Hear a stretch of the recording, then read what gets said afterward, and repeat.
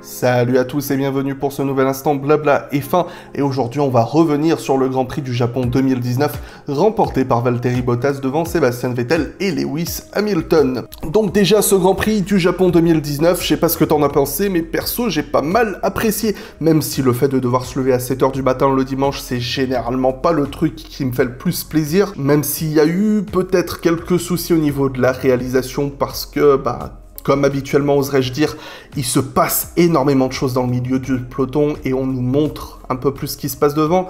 Mais encore une fois, avant de vraiment entrer dans l'aspect sportif du Grand Prix, j'ai envie de revenir déjà sur ce Grand Prix qui s'est tenu dans des conditions vraiment particulières puisque toute la journée du samedi a dû être annulée. On a annulé la séance d'essai libre 3 et reporté la séance de qualif au dimanche à cause de petites rafales. Des petits coups de vent qui passaient au Japon, c'est assez fréquent là-bas, ils appellent ça des typhons et ça ravage des maisons et ça tue des gens. Donc ils ont préféré décaler ces séances pour que ça se passe dans les meilleures situations possibles. Pour ce faire, ils ont dû désinstaller tout le matériel, aussi bien les équipes qui ont dû ranger tout leur matériel, mais surtout la FOM qui a dû... toutes leurs équipes ont dû ranger toutes leurs caméras, ranger tous les relais de la FIA, les antennes, toutes ces choses. Déjà rien qu'à imaginer toutes les conversations qu'il y a entre les radios, les émetteurs qu'il y a sur les voitures, entre les voitures, les stands et ce que la FIA reçoit et peut transmettre, et toutes les caméras, les centaines de caméras qu'il y a autour d'un circuit. Ça demande un temps d'installation de malade et tout ranger le vendredi soir et tout remettre en place le samedi soir, dimanche matin pour que tout soit prêt pour la qualif et la course. Je pense que c'est déjà un énorme travail qu'ils ont accompli et les 2-3 petites bévues et surtout celle de la fin du drapeau à damier brandi trop tôt, je pense qu'on peut les en excuser pour une fois. Mais bon... Bref, revenons au côté plus sportif du Grand Prix. Valtteri Bottas qui remporte la course après avoir pris la tête du Grand Prix dès le premier virage. Et voilà, ça me donne un petit peu l'occasion de dire du bien de Valtteri parce que je suis sans aucun doute le premier à dire du mal parce que je pense qu'il y a pas mal de mauvaises choses à dire de Valtteri, mais il y a aussi pas mal de bien à dire sur lui, et déjà sur le fait que c'est un pilote rapide. Il a déjà devancé Lewis en qualif, et c'était un gros travail parce que les Ferrari étaient vraiment au-dessus encore une fois sur un tour. C'est la 5e fois consécutive que les Ferrari bloquent la pole. Bravo à lui d'avoir déjà pris un bon départ. Et voilà, en termes de rythme de course, déjà la Mercedes, comme habituellement, est quand même au-dessus de la Ferrari sur les longs relais. Donc, être rapide sur un tour, c'est une chose, mais il faut que la voiture soit performante sur l'ensemble d'un relais. C'est-à-dire que même quand les pneus perdent en qualité, en adhérence, eh bien que la voiture puisse continuer à être performante. Et la Ferrari a un énorme pic vers le bas, donc c'est pas un pic de performance quand les pneus commencent à s'user, et c'est moins le cas de la Mercedes. Donc Bottas, sa grande force à Valtteri, c'est qu'il est rapide, et quand il n'y a personne devant lui, voilà, il peut creuser l'écart, parce que ça fait un bon petit moment que Bottas était coincé dans le trafic, et il a du mal à s'en sortir, plus que les autres, et j'espère pour lui, ça va lui donner le boost de confiance nécessaire pour être plus souvent devant, et peut-être lui permettre de réaliser que pour, gagner des courses, faut être devant. Et pour ce qui est du reste, Vettel, j'ai pas grand chose à te dire, en fait, il a fait une très bonne course, une bonne défense sur la fin face à Hamilton qui revenait, une belle bataille. Il n'y a pas nécessairement eu du roue contre roue, mais Vettel, c'était vraiment pour lui important de bien gérer ses sorties de virage. Il a l'avantage de la vitesse avec la Ferrari, donc c'est important pour lui de bien s'en sortir là-dessus. Il a bien géré sa course.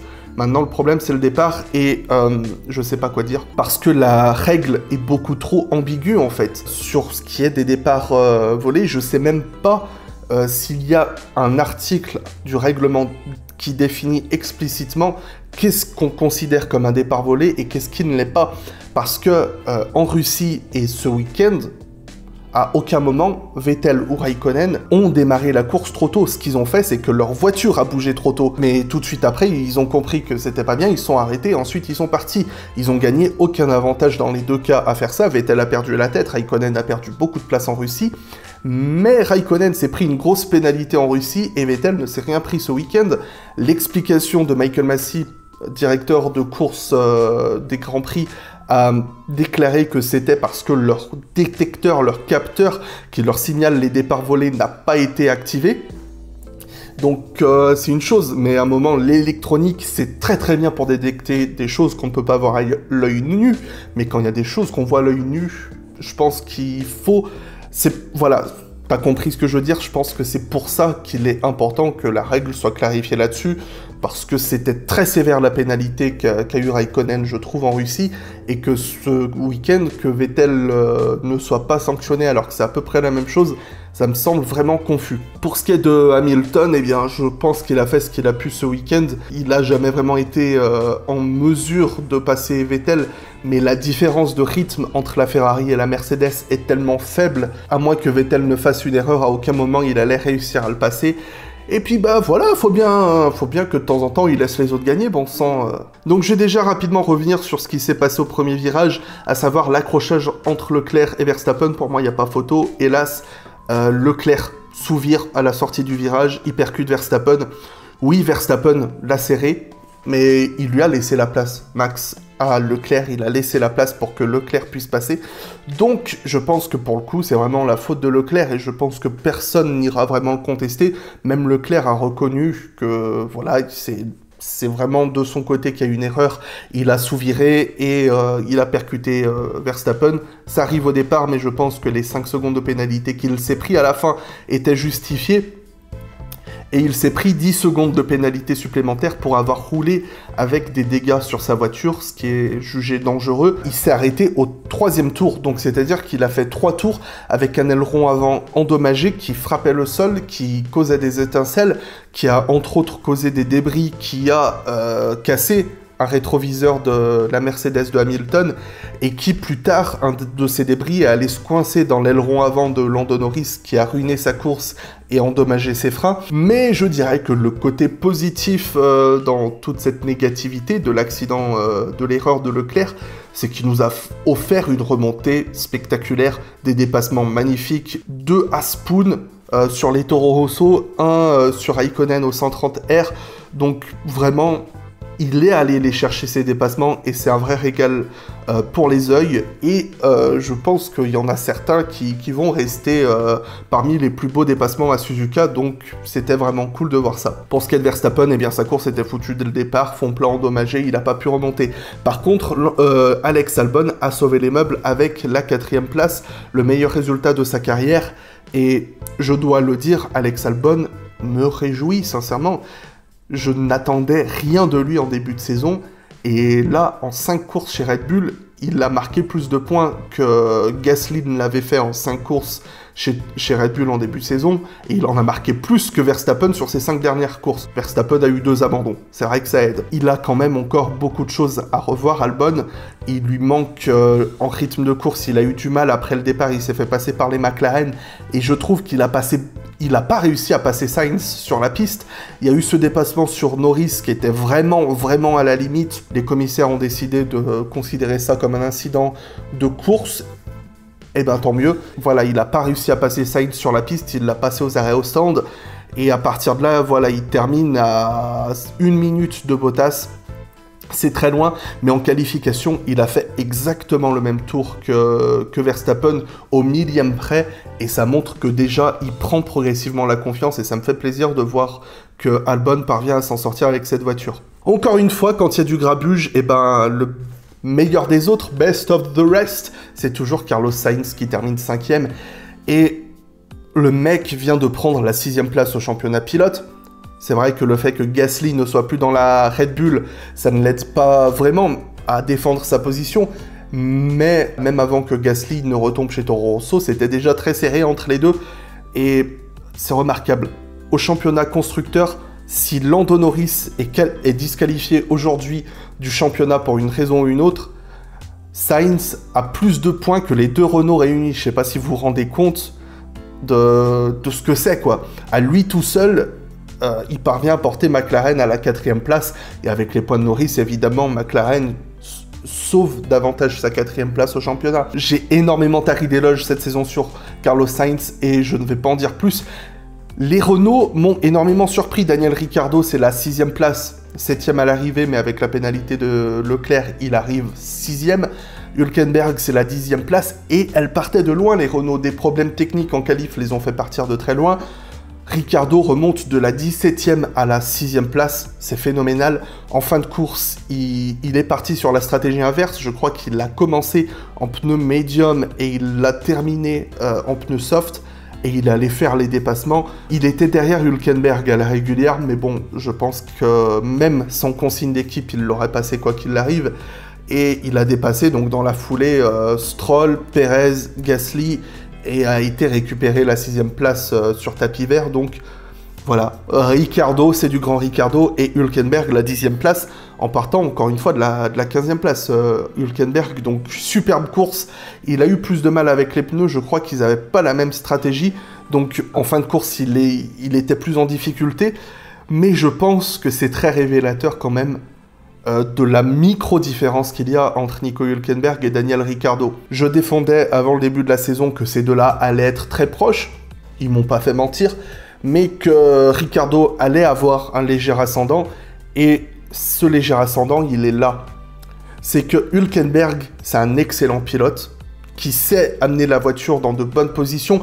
Il a fait une bête de départ, Hülkenberg. Je crois qu'il a gagné 4 ou 5 places dans les 3 premiers virages. C'était énorme. Mais Ricciardo, ce qu'il a en plus, c'est qu'il sait aller chercher ce centimètre supplémentaire sur la piste pour faire des dépassements remarquables, là où Hülkenberg est un petit peu en arrière.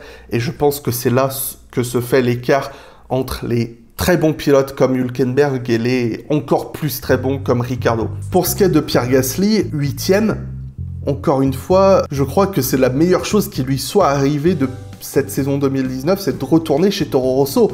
Il a fait bien mieux que Kvyat sur ses 5 Grands Prix passés côte à côte. Il l'a battu 3 fois en qualif, je crois, donc, et en course c'est pareil. Donc il a été agressif, il a fait les dépassements, il s'est vaillamment défendu sur... La Toro Rosso, je pense, n'avait pas le rythme, ne méritait pas une 8e place à l'arrivée, et il est allé la chercher, il l'a protégé cette 8e place, et en plus il avait quelques problèmes techniques, je crois, sur la fin de Grand Prix, donc c'est génial cette 8e place. Il y a eu l'accrochage avec Sergio Pérez, et ça va me permettre de revenir sur cette affaire de drapeau à damier qui a été brandi trop tôt. C'est un problème électronique, hein. C'est pas comme au Canada, il y a l'année dernière ou quelques années où quelqu'un a brandi le drapeau damier 2-3 tours trop tôt. Là, c'est vraiment les systèmes électroniques qui ont dit « ça y est, la course est finie », alors qu'il restait encore un tour. Et il y a eu cet accrochage entre Perez et Gasly. Pour moi, c'est un incident de course, même si là, pour le coup, c'est le même cas que Leclerc et Verstappen, mais là, je mettrais plus la faute sur Perez, parce qu'ils étaient vraiment côte à côte, et là, c'est Perez qui vient chercher le dépassement, et il laisse pas assez la place à Gasly à mon avis. Heureusement pour Perez, cette erreur technique lui sauve sa 9e place parce que il partait de très très loin, Perez. Je crois qu'il était juste devant Ricciardo au départ, donc superbe course pour Lance Stroll, moins de chance, c'est la 11e place, mais bon, une course solide, et la Racing Point n'est pas encore au niveau des McLaren ou des Renault pour aller chercher plus de points. Et du coup, j'ai touché rapidement sur Lando Norris, enfin pas physiquement, mais j'ai pas... Enfin, t'as compris ce que je veux dire.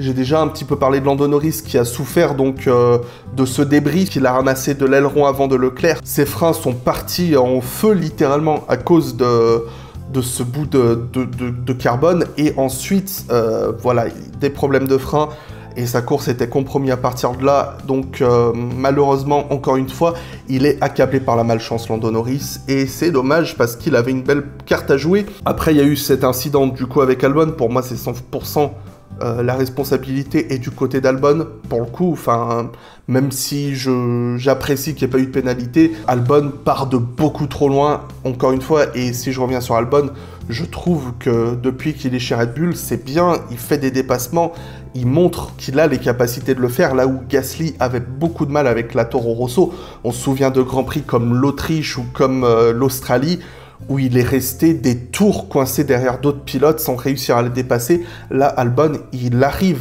avec la Toro Rosso à aller chercher les dépassements. Avec la Red Bull, je voulais dire, parce que Gasly, c'est avec la Toro Rosso, mais t'as compris, je me mélange. Red Bull, Toro Rosso, ils arrêtent pas de bouger, bon sang. Bref, le reproche que je fais à Albon, c'est que on l'a vu en Italie, on l'a vu un petit peu à Spa, et on l'a vu en Russie, voilà. Il est parfois trop optimiste. Et même si jusque-là, ça s'est pas trop mal passé, peut-être qu'à l'avenir, il aura moins de chance, donc je pense qu'il faut qu'il se calme de ce côté-là. Mais voilà, pour Norris, encore une fois, et je vais être énormément synthétique, comme mon t-shirt, c'est du synthétique.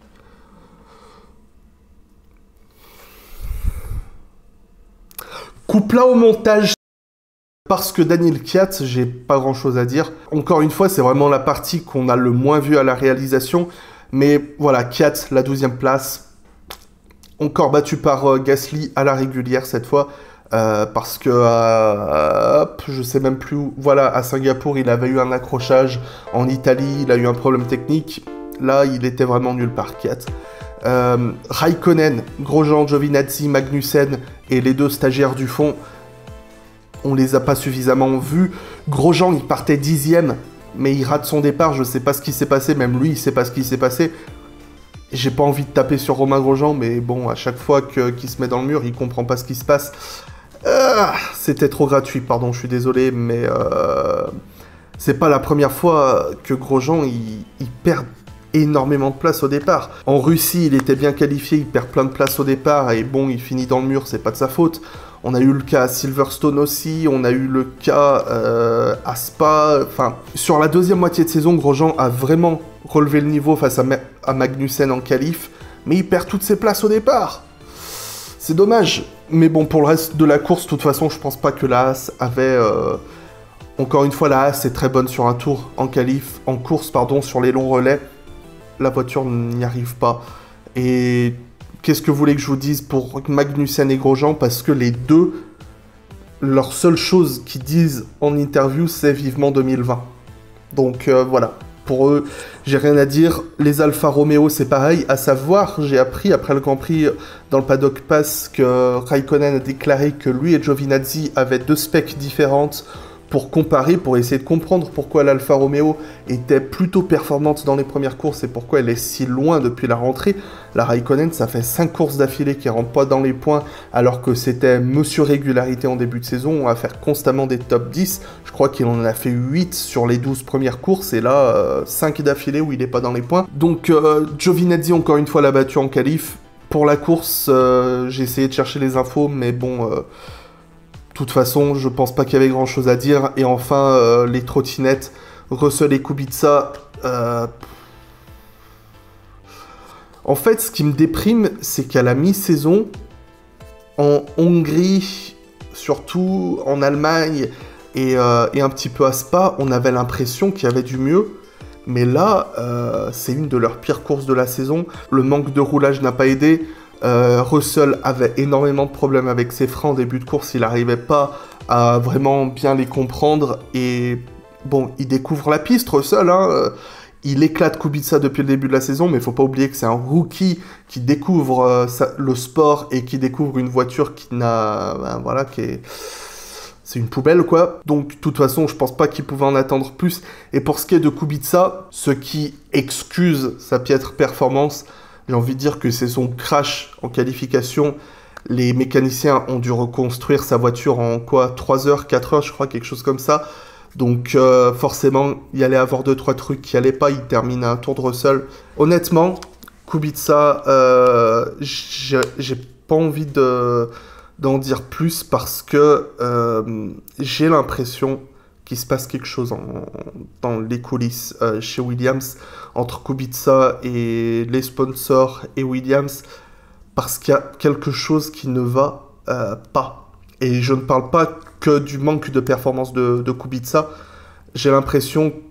Enfin, tout le vendredi, il s'est plaint de son aileron avant, je crois. Il y avait quelque chose qui n'allait pas dessus. Ou enfin quelque chose qui n'allait pas sur la voiture. Aussi, il y a eu des racontards selon lesquels il y avait des problèmes avec son volant qui devaient être adaptés à son handicap, qui n'ont pas été respectés apparemment. Williams qui le force à abandonner en Russie pour préserver des morceaux de la voiture après que Russell se soit crashé à cause de ses problèmes de frein. Très sincèrement, je pense que quand Kubica sera parti la saison prochaine, et dans quelques années, on va apprendre 2-3 trucs qu'on aimerait bien savoir aujourd'hui. Bref, ça fait un petit moment que je ne l'ai pas fait. Je vous laisse me faire savoir votre top 3 du jour dans les commentaires. J'essaie généralement de pas choisir les top teams pour mettre un peu l'accent sur ce qui se passe derrière. Mais voilà, j'aime bien mettre un peu l'accent sur ce qui s'est passé derrière. Et pour moi, si je devais en choisir 3 aujourd'hui, et encore une fois, je vais essayer de pas choisir Sainz parce que il est toujours là, ce mec. Les deux Renault, Ricciardo, Hülkenberg et Perez, qui fait une très bonne saison, je trouve. Surtout très bonne deuxième moitié de saison, mais qui, voilà, n'a pas une assez bonne monoplace entre les mains pour vraiment rappeler à tout le monde que c'est un excellent pilote. Donc voilà pour le débrief d'aujourd'hui. J'essaye d'être vraiment le plus concis possible dans ces vidéos. Mais il y a tellement de trucs à dire, bordel, c'est dur de rester court, et j'essaie de vraiment garder le format des lives après course, plus sur vraiment sur l'aspect détente, d'avoir l'opportunité d'échanger avec certains d'entre vous en live dans le chat, avec des invités, et ça permet vraiment de plus donner des impressions, et dans celle-là, j'essaye d'être le plus constructif possible avec davantage d'informations que la veille pendant le live. Donc voilà, j'ai pas l'habitude de vraiment parler un peu en off entre guillemets, mais voilà, j'en profite donc pour vous remercier de votre fidélité à l'antenne, et donc voilà, pour échanger sur ces 2-3 trucs, et puis voilà, sur le format des débriefs, dont je ne suis pas personnellement très fan sur le format en tant que tel, mais bon, vous y répondez bien, donc je continue en tant que tel. J'essaye d'améliorer la présentation, tout en essayant de les rendre plus rapides à produire, sachant que moi je suis quelqu'un qui est un petit peu trop perfectionniste et qui aime beaucoup travailler au montage. Voilà, j'essaye de faire ça comme un porc sur mon banc de montage, et de vous proposer la vidéo le plus rapidement possible, contrairement à d'autres vidéos que vous pouvez peut-être attendre sur la chaîne, je sais pas. Donc, aucune promesse pour dimanche. Comme vous le savez, les analyses du dimanche, c'est fait pour sortir. Non, pas le jeudi. Putain, j'ai pas envie de te faire de fausses promesses. De toute façon, le rythme en général pour ce genre pour les analyses du dimanche, en général, c'est 2 par mois. Et celle sur la série de 2006 à 2010, tu t'en attends 1 par mois en moyenne. Surtout qu'en plus, il y a la review de l'année 2019 que j'essaye de commencer. Je l'ai attaqué et ça fait pas mal de choses, sachant que, voilà, pendant l'hiver, on va essayer de changer pas mal de choses ici. Non pas les changer parce que c'est pas bien, mais pour les rendre encore mieux. Pourquoi j'ai fait ça? Bref, assez de digression, vous pouvez suivre l'actualité de la chaîne ou communiquer avec moi parce que je suis pas quelqu'un qui parle beaucoup sur les réseaux sociaux. Facebook, Instagram et Twitter, les liens sont dans la description. Je suis également présent sur le Discord de Formule X. Le lien est également en description, c'est merveilleux. Et je vous invite également à vous abonner si le contenu vous plaît, mettre un pouce bleu si ça vous a plu, et je vous donne rendez-vous très bientôt pour un nouvel instant Blabla F1.